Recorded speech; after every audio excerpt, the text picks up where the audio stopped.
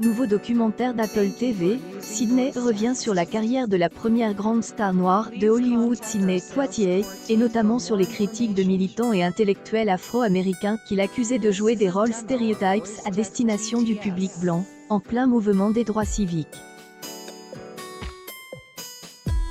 Produit par Oprah Winfrey, réunissant des personnalités allant de Denzel Washington à Morgan Freeman en passant par Barbra Streisand et Robert Redford, Sidney, qui sort vendredi, vise à démontrer pourquoi ces accusations étaient injustes envers l'acteur, décédé en janvier à l'âge de 94 ans. La réalité que, depuis l'invention du cinéma, il y a toujours eu ces images dégradantes des Noirs américains. Et Sidney Poitier, à lui tout seul, a détruit, film après film, ces images, explique à l'AFP Reginald Hudlin, le réalisateur de Sidney. Décrivant l'acteur qui a accédé à la gloire dans les années 1960 comme un guerrier sur les questions raciales, il explique « Sans lui, vous ne m'avez pas, et vous n'avez pas non plus Oprah Winfrey ou Barack Obama ». Oprah Winfrey est d'ailleurs présente dans le documentaire puisque Sidney contient des entretiens que l'acteur accorde à la présentatrice de télévision, des années avant sa mort. Le film aborde aussi des sujets épineux comme la liaison extra-conjugale de Sidney Poitier pendant son premier mariage avec Juanita Hardy. Un sujet qui peut fâcher les concernés mais qui n'a pas empêché Madame Hardy et les trois filles du couple de répondre aux questions du réalisateur pour le documentaire. Lorsque je me suis assis pour la première fois avec la famille pour discuter de la possibilité de réaliser ce film, j'ai demandé « Y a-t-il quelque chose dont je ne peux pas parler ?» Et j'ai spécifiquement évoqué cet exemple, confie Hudlin.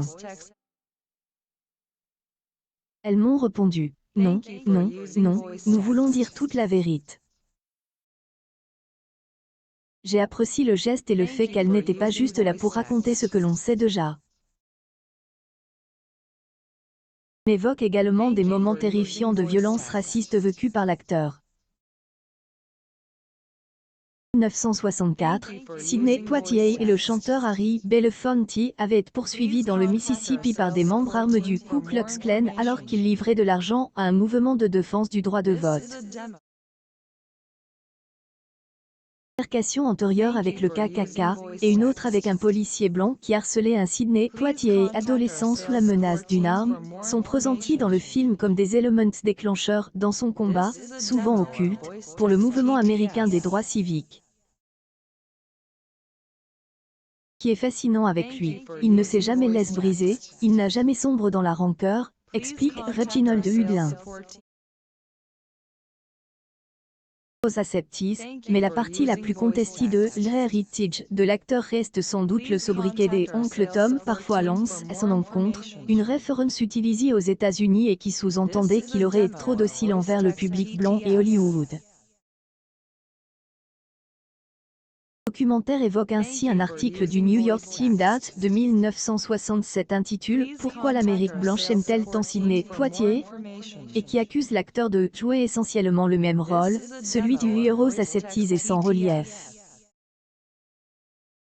Un syndrome Sidney Poitier est également décrit dans l'article, celui des un bon gars dans un monde de blancs, sans épouse, sans amoureuse, sans femme à aimer ou à embrasser, aidant l'homme blanc à résoudre le problème de l'homme blanc. 2 ans plus tôt, il était devenu le premier acteur noir à remporter un Oscar pour Le Lys des Champs, dans lequel il joue un homme à tout faire itinérant, qui aide une communauté de religieuses blanches avec laquelle il finit par se lier d'amitié. D'autres rôles, comme celui du mendiant dans Porgy and Bess, ont été décrits comme racistes par certains critiques. Reginald Hudlin, les reproches étaient une conséquence inévitable du travail qu'il faisait et Poitier, qui savait que cela allait arriver, était plus intéressé par le fait d'incarner à l'écran l'expérience afro-américaine. Je pense que maintenant, nous pouvons le regarder avec un recul historique plus large, et conclure que ces décisions prises par Sidney Poitier étaient justes et ont aidé le mouvement social à avancer, plaide-t-il. Commentaire souligne également la nature révolutionnaire du baiser de Sidney Poitier avec l'actrice blanche Catherine Rotten dans Devine qui vient dîner, et de la scène de Dans la chaleur de la nuit où il gifle un aristocrate blanc du sud des États-Unis. Il n'y avait aucun précédent à ce qu'il était et à ce qu'il faisait, conclut Reginald Hudlin.